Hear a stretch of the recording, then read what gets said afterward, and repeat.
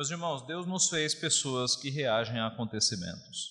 Quando nós vemos na televisão a notícia de políticos gastando o nosso dinheiro com viagens à Europa e fazendo coisas em benefício próprio, nós nos indignamos.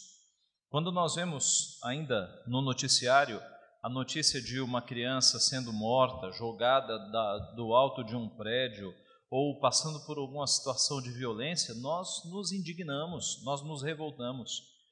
Por outro lado, quando nós vemos um atleta brasileiro subir ao pódio, receber a medalha e o hino nacional ser cantado, nós nos emocionamos, nós nos alegramos. De forma mais próxima, quando na igreja alguém traz a notícia de um casamento ou de um nascimento de uma criança, nós nos alegramos. Deus nos fez pessoas sensíveis, pessoas que reagem às notícias, reagem aos acontecimentos. Não somos robôs, não somos cínicos, não somos pessoas que não têm reações. A questão é, como nós reagimos quando nós lemos a palavra?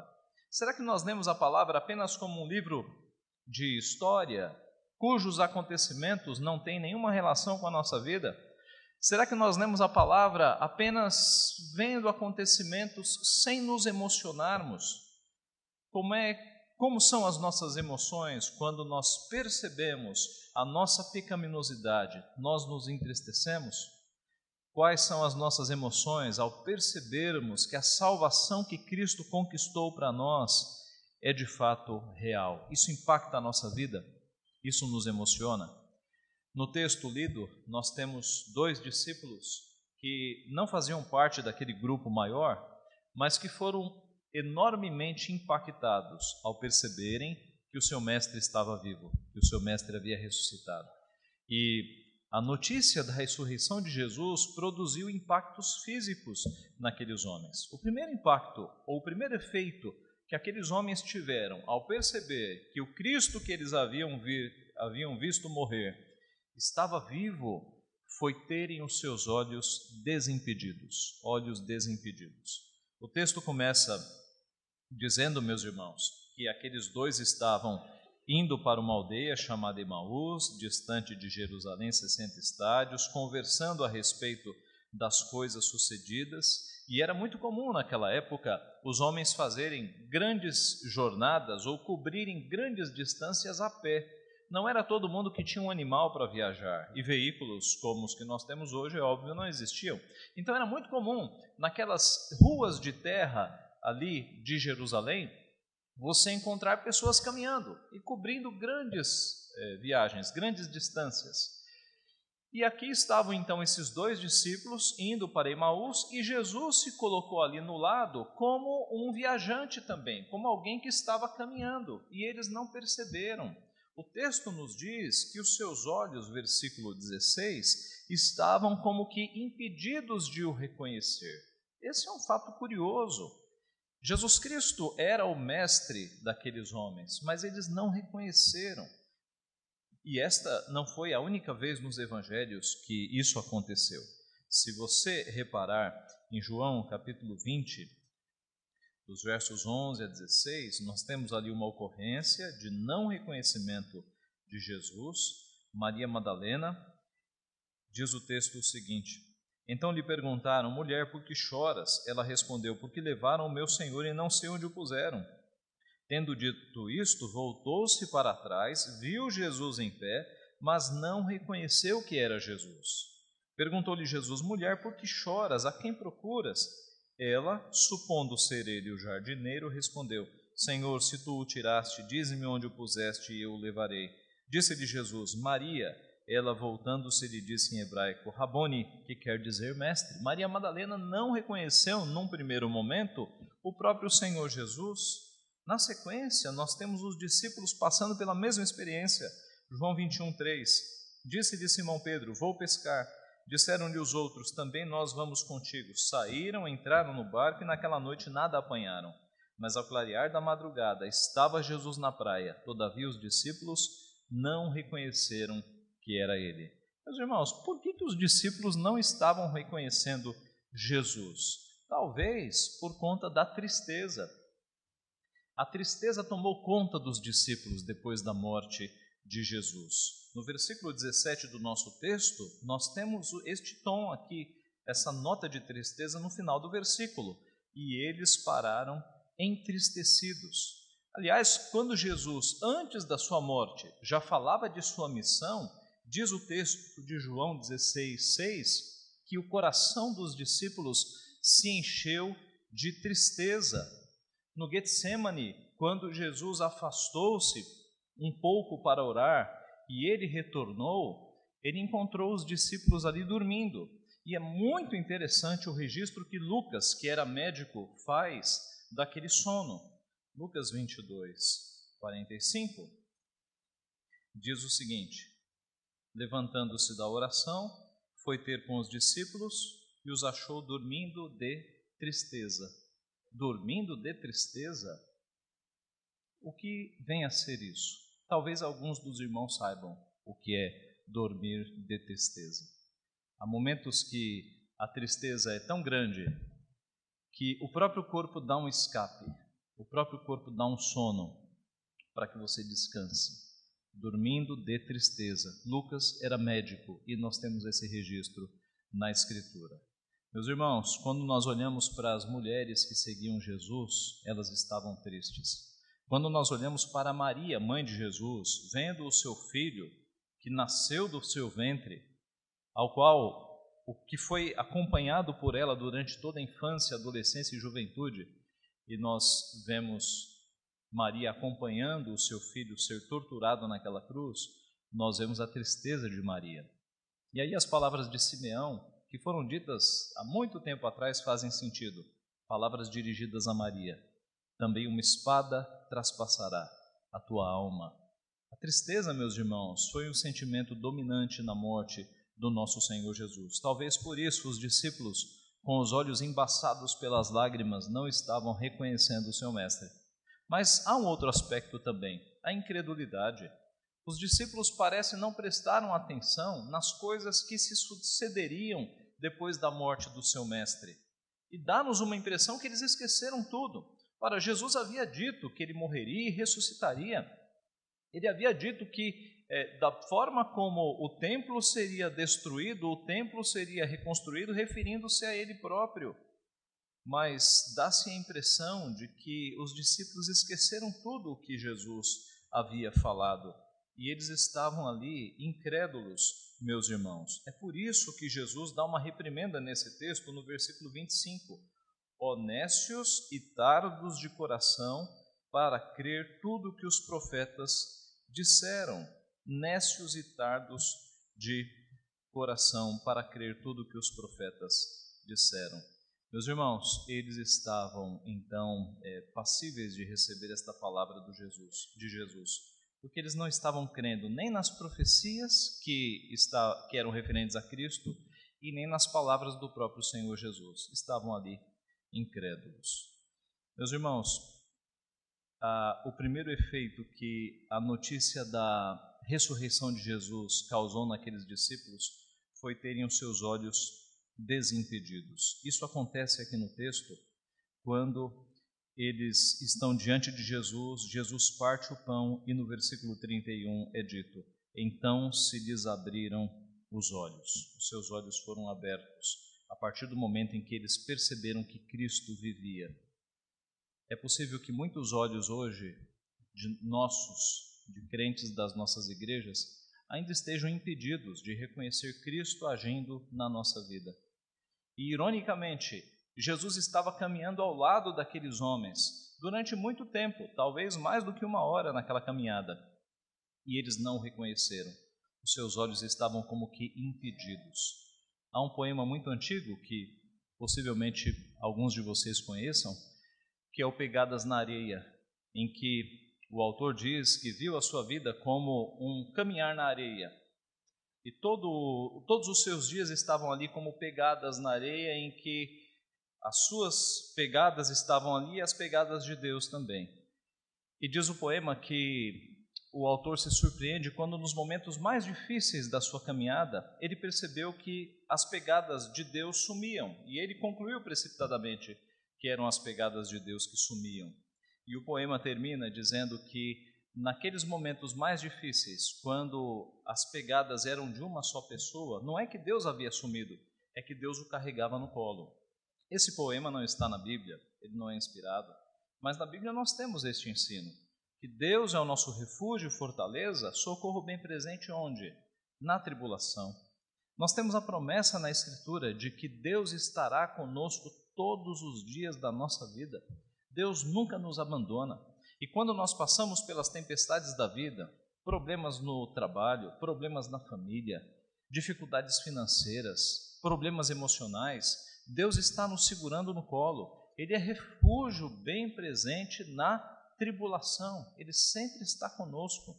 É hora então de nós termos os nossos olhos abertos, de nós percebermos que Cristo caminha do nosso lado, assim como caminhava ali do lado daqueles discípulos. O primeiro efeito, então, que nós vemos na vida desses discípulos ao perceberem Cristo vivo foi ter olhos desimpedidos. O segundo efeito que nós vemos no texto trata-se de terem corações ardentes. A partir do verso 27, meus irmãos, depois de Jesus dar uma reprimenda naqueles homens, diz o texto que, começando por Moisés, discorrendo por todos os profetas, expunha-lhes o que a seu respeito constava em todas as Escrituras. O que Jesus fez aqui? Naquele tempo de caminhada, sem nenhuma anotação, ele puxou de memória, de cabeça, tudo o que constava sobre o Messias, desde o Pentateuco, Moisés, passando por todos os profetas, os livros proféticos. Meus irmãos, que aula de cristologia foi essa? Como eu queria ter ouvido essa aula que Jesus deu. Jesus, de memória, ele começou a citar todos os textos do Pentateuco e dos livros proféticos, os textos que apontavam para Jesus Cristo. Hoje, quando nós estudamos no seminário alguns textos do Antigo Testamento, nós temos certa dúvida se eles são messiânicos ou não são messiânicos, mas aqui nós temos Jesus citando de memória todos os textos do Pentateuco e dos livros proféticos que apontavam para o Messias. Que aula maravilhosa deve ter sido essa que estes dois discípulos receberam. E Jesus foi expondo ali tudo o que constava, e essa exposição foi tão maravilhosa, meus irmãos, que quando Jesus fez menção de seguir viagem adiante, eles o constrangeram dizendo: fica conosco, porque é tarde e o dia já declina. Porque eles queriam a presença daquele homem que contava com tanta autoridade, tanta propriedade, as profecias referentes ao Messias. E quando Jesus, ali no partir do pão, ele se dá a reconhecer e os olhos dele se abrem, um diz com o outro: é por isso que nos ardia o coração, verso 32, porventura não nos ardia o coração quando ele pelo caminho nos falava, quando nos expunha as Escrituras. É por isso que o nosso coração estava ardendo, porque era o próprio Mestre falando da palavra. Meus irmãos, que lição nós temos aqui? Jesus Cristo não trouxe nenhuma novidade, nenhuma revelação nova. Jesus Cristo apenas expôs as Escrituras. Jesus Cristo trouxe apenas os textos do Antigo Testamento e o coração dos discípulos ardeu. O nosso coração tem ardido pelo quê? Pelo quê? Pela palavra, a palavra fiel, a antiga palavra, o antigo evangelho, ou tem ardido por novidades? Hoje a igreja evangélica brasileira é muito grande, mas boa parte dela tem o coração ardendo por novidades, por novidades. Há grandes igrejas por aí, aquelas que só falam em dinheiro, elas ficam competindo entre si, não é? Parece, a ilustração melhor que eu tenho é de uma rua que você tem algumas lojas de roupa concorrendo entre si. E aí, a cada dia você tem uma loja com uma promoção mais diferente possível, com uma vitrine mais chamativa possível para tentar atrair o cliente da outra loja. Você tem umas 3 ou 4 igrejas hoje que ficam competindo assim. De 15 em 15 dias, talvez até menos, você tem uma campanha diferente. É as sandálias de Abraão, é o óleo de Israel, são as campanhas mais mirabolantes. E você tem uma massa de evangélicos em busca de novidades. Então surge um pastor novo com um chapelão, vai todo mundo para essa igreja. Amanhã surge um outro pastor vestido de pano de saco, essa massa vai para outra igreja. e aí um outro mais maluco decide fazer uma réplica do Templo de Israel em São Paulo, e aí a massa vai para essa outra igreja. É uma massa de crentes, meus irmãos, como meninos agitados pelo vento, andando de um lado para o outro. Nós temos que ter raízes, nós temos que nos alegrar não com novidades, mas com a palavra de Deus. O seu coração, ele se aquece, ele arde pelo quê? Pela palavra. Quando nós anunciamos na igreja que nós vamos ter uma festa, né? Algo assim totalmente novo, a igreja enche. Quando nós anunciamos estudo bíblico ou reunião de oração, parece aquele cântico pequenininho, né? Aquele cântico de crianças. A igreja no domingo cheia, no meio da semana vazia. Meus irmãos, o nosso coração tem que arder pelas coisas de Deus, não por novidades. O teu coração tem ardido mais pelas séries da televisão do que pela palavra de Deus? O teu coração tem ardido mais pelos esportes, pelo futebol, do que pela palavra de Deus? Essas coisas são lícitas, algumas são até boas, mas o discípulo de Cristo, ele tem o coração ardendo pela palavra, é a palavra que inflama o nosso coração. E meus irmãos, isso é pregação calvinista. Um dos símbolos da reforma era um coração pegando fogo nas mãos. É o lema do calvinismo, né? E a frase latina: o meu coração te ofereço sincera e prontamente. Um coração ardendo em chamas, porque discípulo de Cristo tem o coração ardendo em chamas. Discípulo de Cristo não vai na igreja buscar entretenimento. Tem muita gente por aí, e talvez vocês acompanhem isso aqui também, pessoas que entram na igreja, pessoas que vêm visitar a igreja, dá uma olhadinha, esse culto é muito frio, esse culto não está muito animado. E aí vai buscar outra igreja, vai buscar alguma igreja da animação, alguma igreja da moda.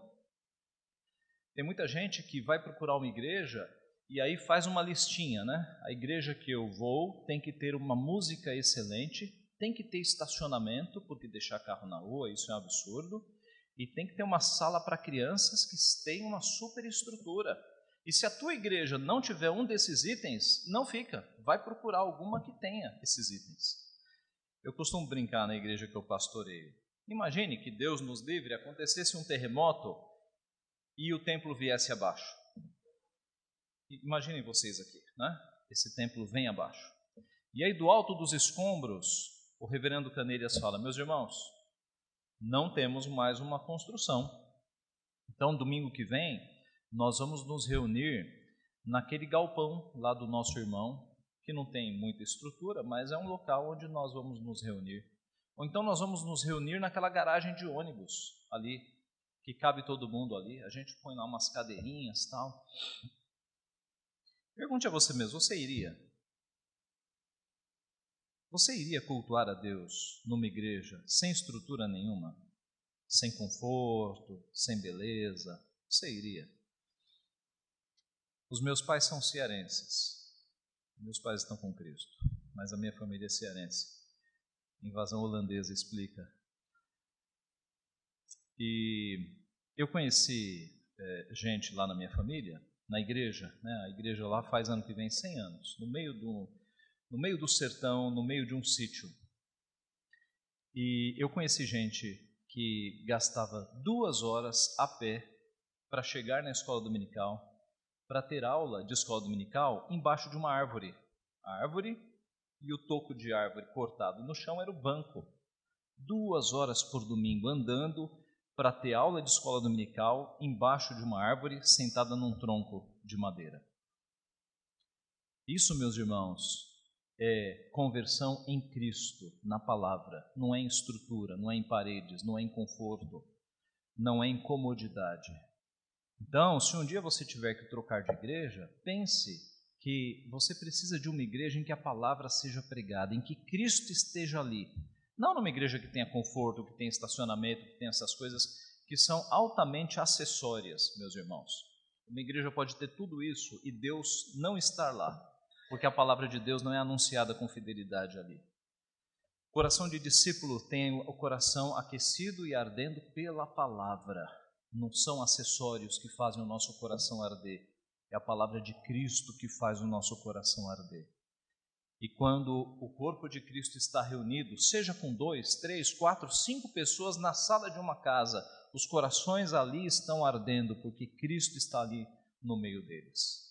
Meus irmãos, o primeiro efeito que aqueles discípulos tiveram foi ter os seus olhos desimpedidos, o segundo efeito foi ter os seus corações ardendo, e por fim, os seus pés tornaram-se diligentes.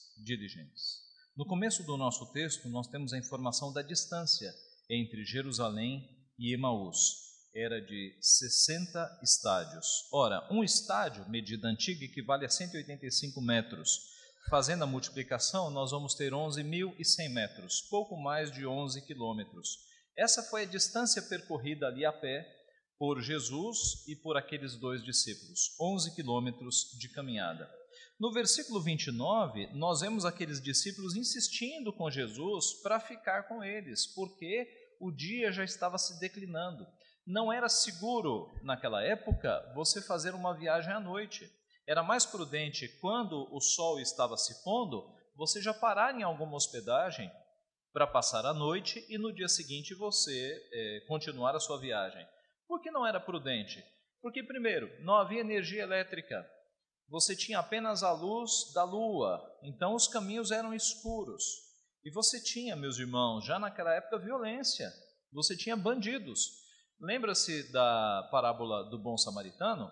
Ela começa com um ato de violência. Um judeu é assaltado, é espancado e deixado à beira do caminho. Já havia bandidos naquela época.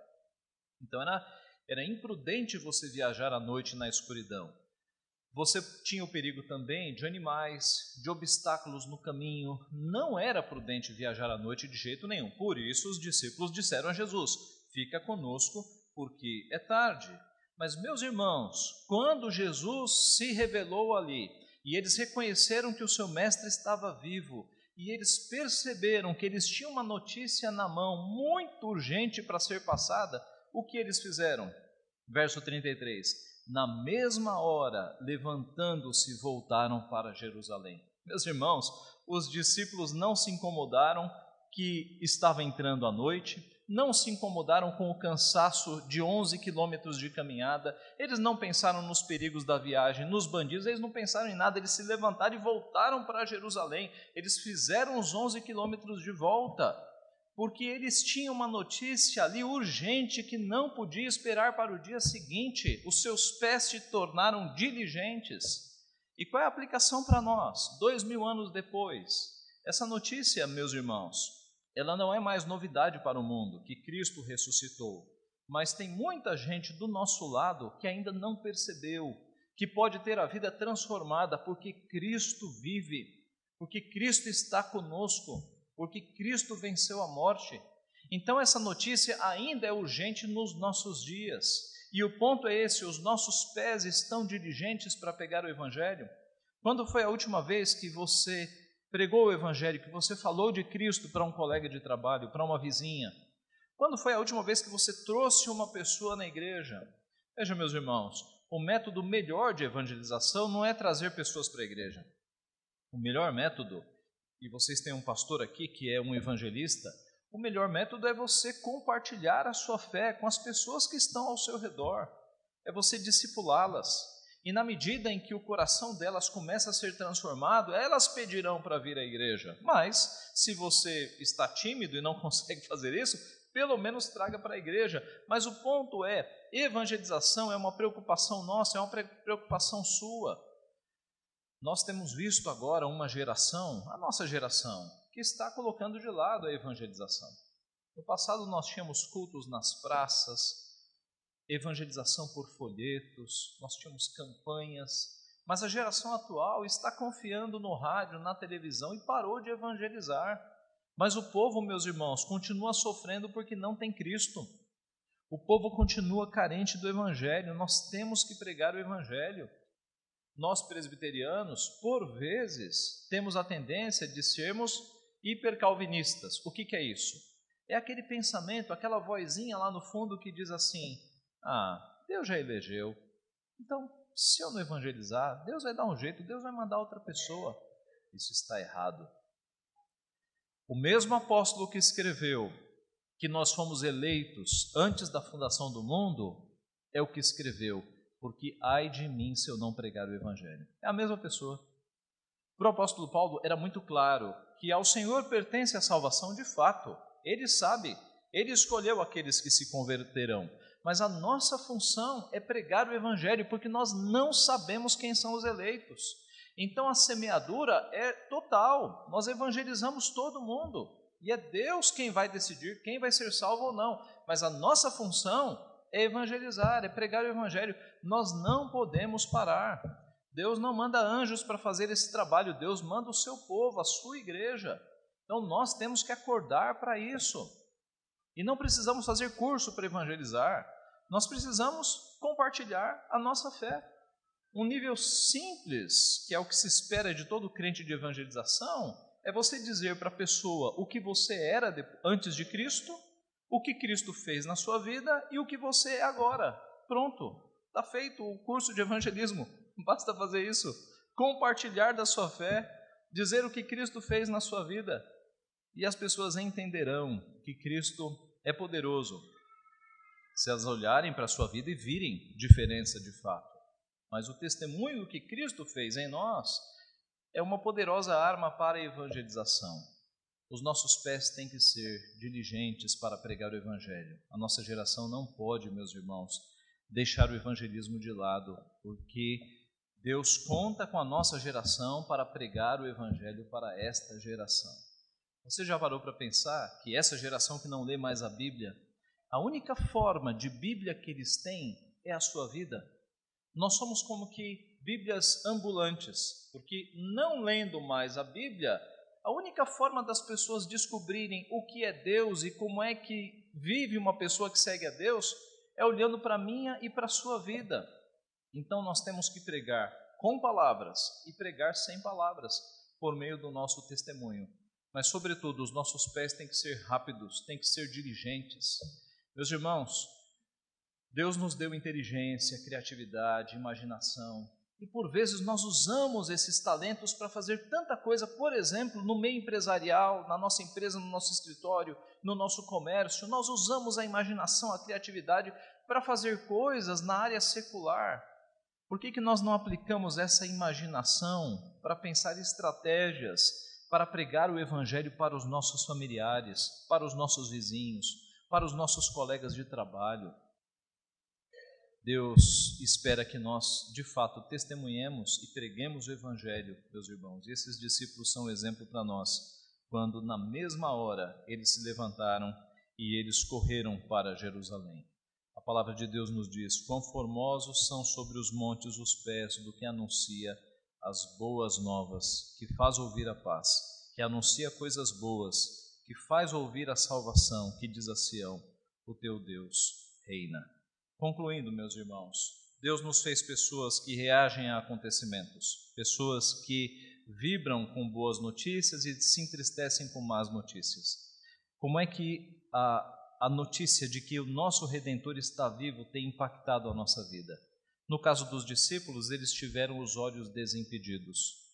E é preciso que, nas tempestades que nós enfrentamos no nosso dia a dia, nós desempeçamos os nossos olhos, enxuguemos as nossas lágrimas, tiremos as escamas de incredulidade para percebermos que Cristo anda do nosso lado. Quando nós passamos por dificuldades, Cristo está do nosso lado. E é nas tempestades que nós devemos mais buscá-lo, através de uma vida de oração. Olhos desimpedidos. Os discípulos tiveram o coração ardendo pela palavra. E possivelmente o nosso coração esteja ardendo por outras coisas. Nós precisamos de corações ardendo pela palavra, pelas palavras do nosso Mestre. E por fim, nós precisamos, à semelhança daqueles discípulos, termos os nossos pés desimpedidos para a pregação do Evangelho. Vamos colocar isso na nossa agenda, na nossa forma de viver, como prioridade.